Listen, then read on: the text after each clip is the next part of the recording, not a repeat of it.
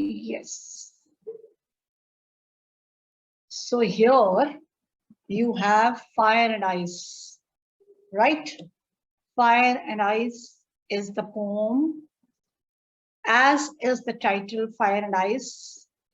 It is very suggestive of the fact that the poem revolves around two elements, fire and ice. As just a minute before, I told you, the poem has been composed by Robert Frost. Robert Frost, you are very much familiar with the name. As you read in class 9th, the poem The Road Not Taken by Robert Frost.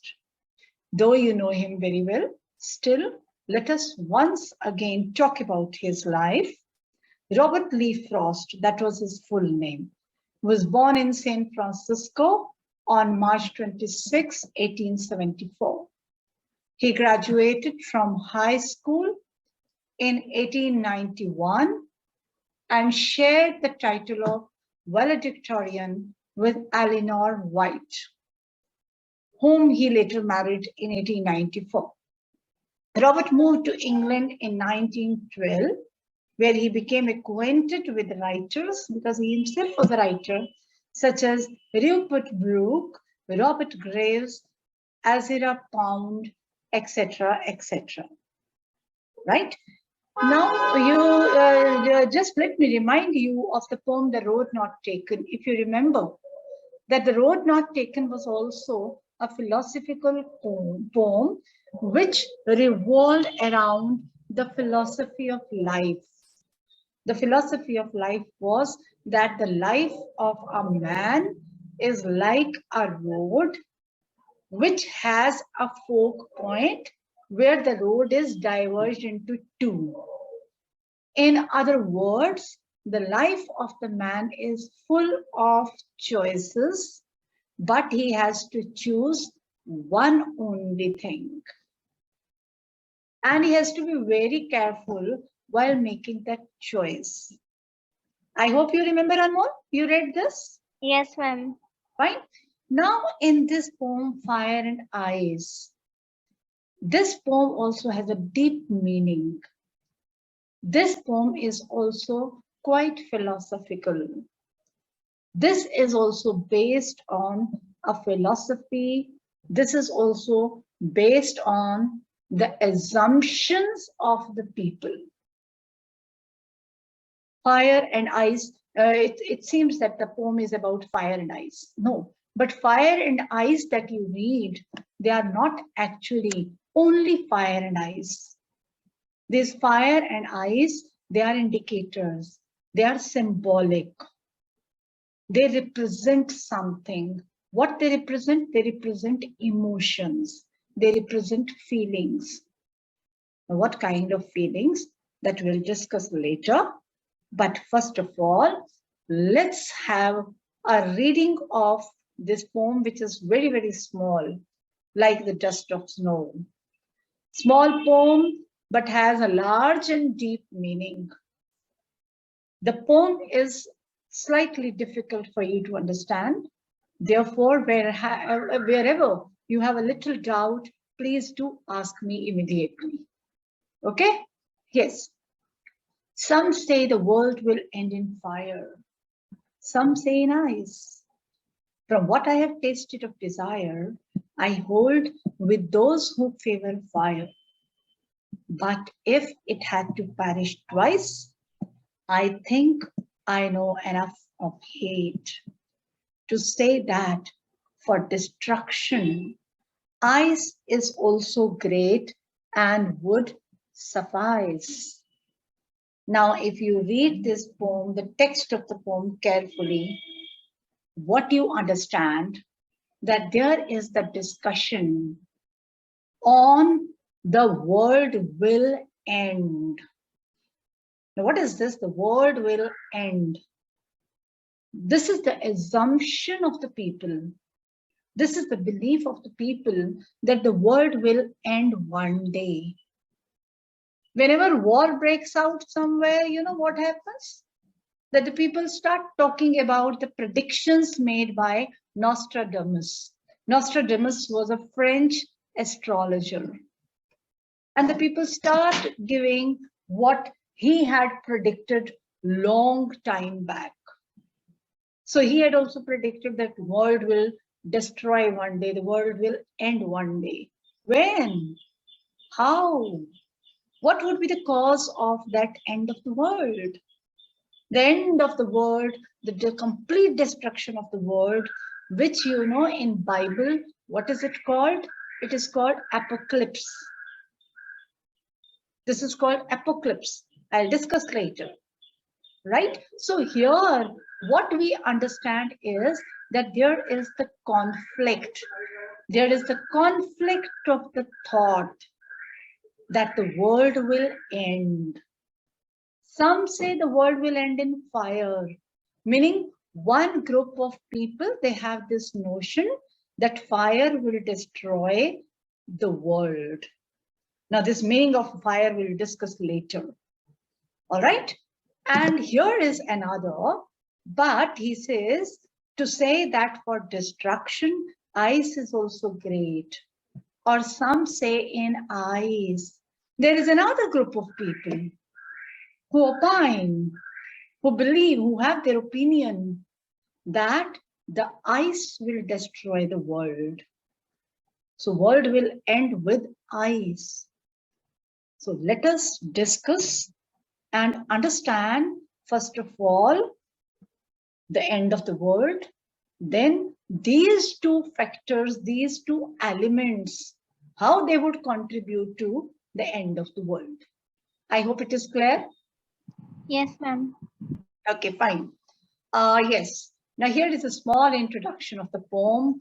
But before that, I see that there is a new entrant in the class, right? Oh, Garv is there in the class. Good Garv afternoon, is ma'am. new. Yes, good afternoon, Garv. Yes, Good afternoon, ma'am. Garv. Good afternoon, ma'am. Yes, how are you? I am fine. Okay, I have already started with this, so you might have missed a little part of it. You will just see the video later on, okay? If any problem, then I would definitely be helping you. Shall I continue? Yes, ma'am. Okay, fine. So here is the introduction of the poem. The poem Fire and Ice analyzes the fate of the world we live in. Fate of the world, the future of the world. What is going to be the future of the world? Whenever you ask the people say that yes, scientifically, technologically, the world will advance. But the people also say that the future of the world is that one day this whole world would end. Have you heard the people discussing all this? Yes, ma'am. Right? So this is how the people talk. The poet ponders over the question, what will be the ultimate end of this world? So this poem is the discussion about the cause of the complete end of this world. Tomorrow, if the world ends, how it is going to end? So the poet thinks about it and he brings forth to you people in the form of his poem. We all believe that everything that exists will end one day. Yes, we all believe this. And do you think it is true that one day everything will end? I just want to know your opinion. Yes, please feel free to give your opinion. Yes, Garv and Anmol. Yes. Ma'am, maybe. Maybe. And Garv, what do you think? Yes, ma'am. Do you think that the world will end one day? Yes, ma'am. Yes. You see that is true. You know why? Because everything in this world is temporary. Everything in this world is temporary. Everything is short-lived. Everything is transient. Transient is the word the poets often use. In literature, it is often used. Transient meaning temporary, short-lived. Human life is short-lived. Isn't it? That yoga guru who had been decorated with Padma Bhushan award that day, the day before yesterday, in the president house. He is 125-year-old. Isn't it? God bless him with a very long life. But how long? Ultimately, one day, he would also leave this world. Isn't it? Old monuments, centuries old monuments are there. But one day, they all would destroy.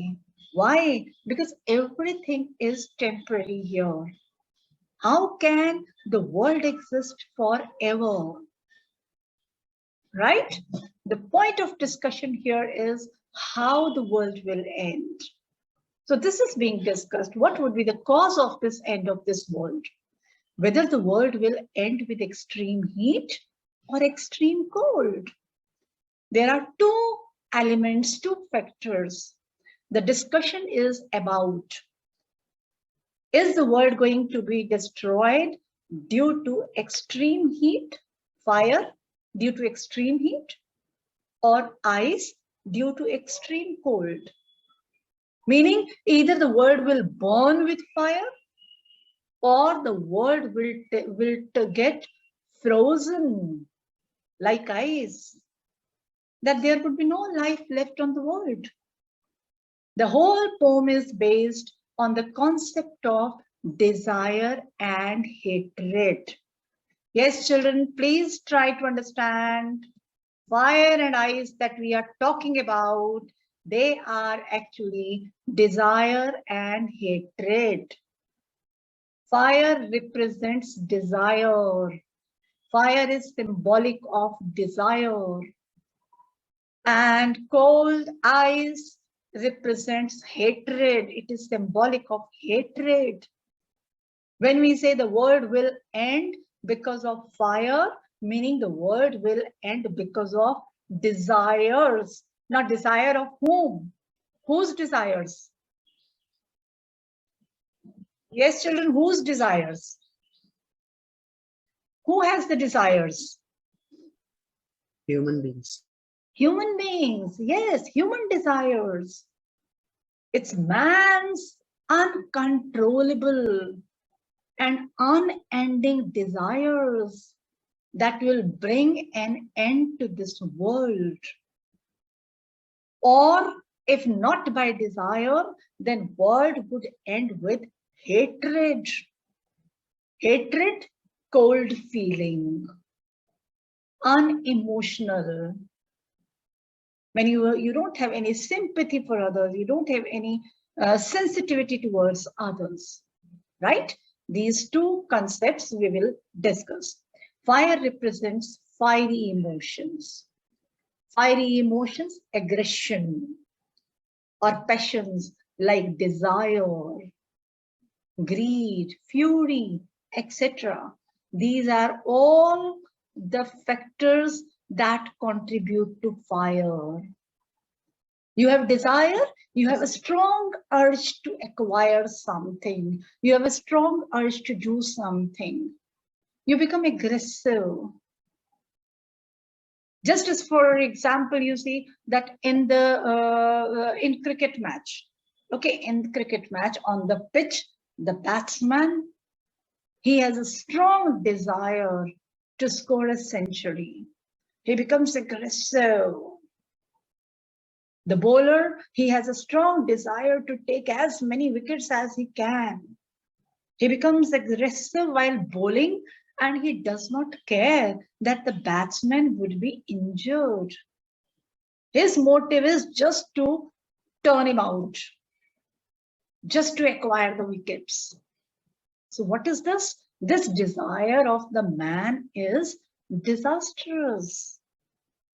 Greed. We are greedy. We are greedy for money. We are greedy for anything.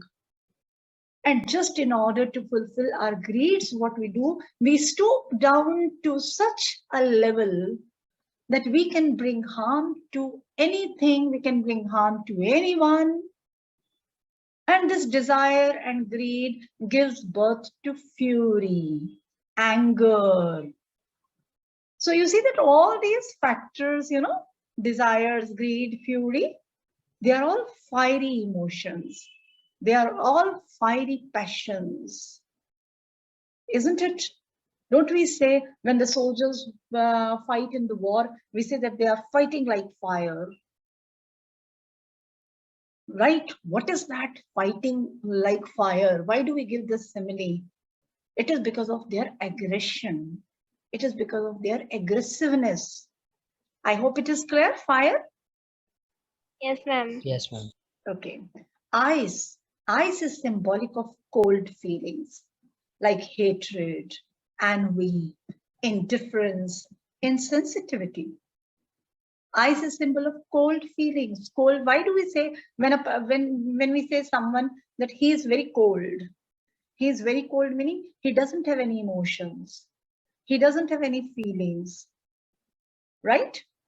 You see that what it is that we come across such news today in the morning. Also, when I was reading the newspaper, I read that a mother had killed her 4-year-old child. What is the reason behind it? We don't know. But who is the mother who will do this? The mother who is cold, the mother who has no feeling. Not only a mother, any human, any woman, any man who has no emotions, who has no feelings, who is insensitive to the others' lives would do it only. When we chop a vegetable, we think twice before chopping it. And how could a mother kill her child? So that shows that woman's insensitivity to her own life. Because that child is not the other life, but the child is the flesh of her own flesh. I hope you understand how ice is cold feeling, Yes, ma'am. right?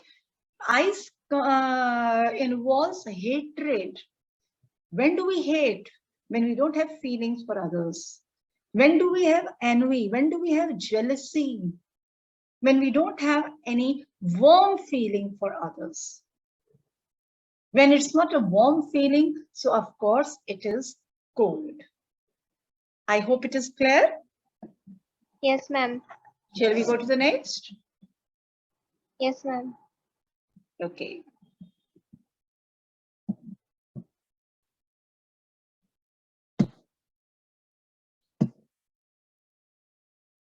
Yes.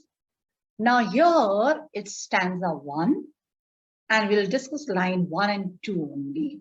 Some say the world will end in fire. Some say in ice. Let us take up first line first. Some say the world will end in fire. This is those people. There are two thoughts. The world will end in fire. The world will end in ice. But those who believe that the world will end in fire, they think that the humans, they are selfish, they have unending desires, they are unable to control their desires. As a result, in order to fulfill their desires, they can do anything without realizing their actions are acceptable or not. Their actions are good to the environment or the society or the human life or not. Here is given an explanation. I have taken up some examples also. I'll discuss with you. Okay. Here is presented the contrast of two thoughts about the end of the world or apocalypse as stated in Bible. Whenever we talk about the end of the world, we say we are talking about the apocalypse because Bible mentions the complete destruction of the world as apocalypse, right? If you remember, it's really good. If you don't remember, does not matter. That is just to add to your vocabulary, I have used this word, all right? The poet is analyzing the cause of the end of the world. What should be the cause of the end of the world? According to one group, the fire could be the reason. One group of people, they believe that fire could be the reason, and fire symbolizes desire, greed, or avarice. Avarice is also extreme greed, right? The people have uncontrollable desires, the greed which they cannot check, and that results in destruction. The desires never end. Yes, that is very true. The desires keep on multiplying, isn't it? What you have eaten in the morning, now there is the desire to eat something special in the dinner. If we go for the other things, today you have a desire to own a scooter. Tomorrow you have a desire to own an economy car. 2 or 3 years later, you will have a desire to own a luxury car. So the desires, they keep on growing, they keep on increasing, they keep on multiplying. And we've become so much used to fulfilling those desires that we do not control, we do not keep a check, and we can do anything to fulfill those desires. These desires, they spread like fire. They spread like fire because they are multiplying. And we are trapped in that fire. We are trapped in that fire of desires. Now, the point here is you must be thinking that why we are trapped in desires and how we are trapped in desires. Children, because we are humans. We humans live in a materialistic world. We live a materialistic life. We are not the hermits or the saints who are living on the top of Himalayan mountains. We are humans. We are living a materialistic life. We have materialistic needs and we have those materialistic desires. That is desiring for one car, desiring for a big house, desiring for a huge land, desiring for a high-tech life, desiring for a very lavish life. Who desires for all this? The materialistic people. We are all materialistic. We are all materialistic. And we are trapped in that fire, meaning we are so much overpowered by these materialistic needs that we cannot ignore them. We cannot avoid them. Right? You see that how the families, in the family, only one person used to have a mobile phone. That also the basic one. Gradually, the basic phone was replaced by phone. And today the situation is, if 5 members are there in a house, then all the 5 own their own smartphones. So what is this? This is the materialistic need. Because we are humans, we have these materialistic needs. And we have the desire to meet those needs, to fulfill them. And when they are beyond our control, when we are unable to fulfill them, then what happens? We become aggressive, right? It means we are unable to control our desires. Yes, we cannot control our desires. The human beings become selfish as their motive is just to fulfill their own desires. Yes, the humans are selfish. When they have strong desires, multiple desires, then they become selfish. Why? Because they think only to fulfill their own desire, right? You know that what it is, just because of these uncontrollable and unending desire. You see what we have done to the environment. Completely polluted, completely destroyed and degraded our environment. how it has become degraded, how it is deteriorating. This is all because of the human desires, human greed. We have exploited, we have exhausted all the resources, natural resources, because we think we have the sole right on them. Right? The world can end due to a natural calamity or man-made destruction. The world can end due to a natural calamity. Now you must be thinking that the world will end due to natural calamity. Where is the fire to destroy it? That natural calamity is happening because of humans' desires only. So it means what?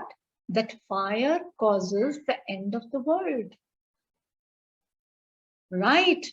We have the desire to waste water. We have the desire to waste, to exhaust, to exploit and use the natural resources excessively. Even when we don't need them, we are not there to conserve. We are simply wasting them. And that is resulting in natural calamities.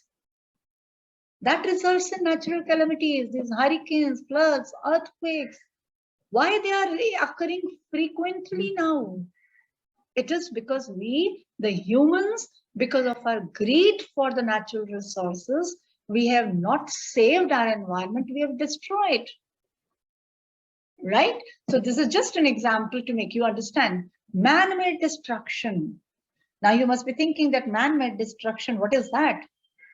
Man-made destruction is what is happening in Ukraine and Russia. I hope you are aware of it. Yes, ma'am. Right? What is happening in Russia and Ukraine? This is man-made destruction. This could be avoided. But it is the desire of one country to overpower another country. As a result, what has happened? So many innocent lives have been killed. So much property has been destroyed. Natural resources have been affected. And not only that, a lot of property has also been destroyed. This could be avoided. But why it was not avoided? Because the desire is beyond control. The desire is beyond control. The two leaders of the world, the president of one country and the president of another country, there is the conflict of the thought between the two. There is the strong desire of the one that has led to this destruction. So if these desires are not controlled, the world will end. Every day we get glued to the television to see what is further, is there any progress between Russia and Ukraine? But to our disappointment, nothing is happening. Why I'm concerned, or why you would be concerned? Because we all would be affected. We all would be affected. There is the threat of, there is the danger of the Third World War. And then this world will destroy, this world will. Why? Due to the fire of man. That is due to the desires of man. I hope you understand this fire and desires of the man. Yes, Yes, ma'am. ma'am. How they cause destruction. The natural calamities occur or the human disasters happen. One cannot deny that this is the result of man's uncontrollable desires. Yes. Every country is not like Germany. I hope you know, if you have read in history, that Germany was also once upon a time divided between two Germanys, like India and Pakistan. They were East Germany and West Germany. Political differences were there, and there was a Berlin Wall. a huge Berlin Wall dividing the two countries. But the people of Germany, they got united and they had unified the two nations. How? The people of East Germany and West Germany, they had climbed up the wall, they destroyed the wall. And that's how today we have only Germany. Right? So how many countries are going to do this? If this happens, we can definitely save this world. But unfortunately, humans burn with the fire of desires and greed. They have uncontrollable desires, and these result in destruction that might bring end of the world. I hope it is clear. Yes, ma'am. Wherever you have the problem, please do stop me in between. I'll be there to clear your queries, okay? Now, some say in ice. Now, what is ice here? Another group counters this thought and asserts and argues that ice, which symbolizes hatred, indifference, and insensitivity to others, will bring the end of the world. Now, what is ice? Or what ice represents? What ice symbolizes? It symbolizes hatred, indifference. A person who has hatred for others would never be happy to see others moving ahead. He would not be happy at the other's success. He would be jealous. He would hate this, right? And the one who is not happy but is sad to see others, of course, does not have the warmth for the others, does not have a pleasant feeling for others. So meaning that person does not have any feeling, unfeeling man, we say. So he's cold. Indifference. Indifference, he would not give any preference or any consideration to others' emotions or others' feelings. And insensitivity to others. He would be so insensitive to others, he would not think that my action would affect him badly. I should not be doing it. This is what you see, what is happening again. Let's go back to Russia and Ukraine. You see that what Russia had done in one of the cities, Mariupol, where one hospital had been targeted, a maternity hospital had been targeted. Pregnant women have been killed. Infant children, they have been killed. Infants, those who had just opened their eyes, they had not seen the world outside, they had been killed. What is this? This is hatred, Russia's hatred for Ukraine. That they had not cared where their missiles are going to attack, where it is going to affect. The whole world condemns today actions by Russia, how insensitive and indifferent they are to the humans on the other side. This is their hatred for Ukraine. I hope you understand. Yes, ma'am. Hatred is the outcome of being insensitive or indifferent to others. Ice is cold. It means the humans are devoid of warm feelings of love, affection, and sympathy. Love, affection, and sympathy, they are considered warm feelings. And those people who do not have these feelings, those humans who do not have these feelings, they are called cold-blooded. This is cold-blooded action by Russia when civilians are being targeted. So they are unfeeling, they are cold-blooded, they are cold like ice, right? Frozen. You see what happens when our fingers are frozen, meaning they would become numb, isn't it? You touch it, you pierce it, I would not have any feeling. So this is what ice is cold. This is what ice means that the humans, they are unfeeling, those humans who are insensitive to others. When the Kashmiri militants, they kill the innocent soldiers, innocent people in Kashmir, they are cold like ice because they don't have any feeling. And the people who are cold, in fact, I believe they don't deserve to be called humans. How can one human would not have feeling for another human? Such humans, such people, they are not sad to see others in misery. They are not happy, they are not sad to see others when they are in crisis. They are not sad. Rather, what happens? They enjoy, they rejoice. They enjoy this, they rejoice. Such people, to some extent, of course, we call what? Sadist also. They are the sadist who are happy to see others in crisis, who are happy to see others in trouble.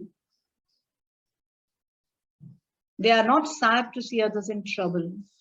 Why? Because they have cold feelings. They don't have any warm feelings. They are not compassionate. How can they be compassionate when they are full of hatred? I hope it is clear. Yes, ma'am. Yes, Gar, is that clear? Yes, ma'am. Any doubt anywhere? No, ma'am.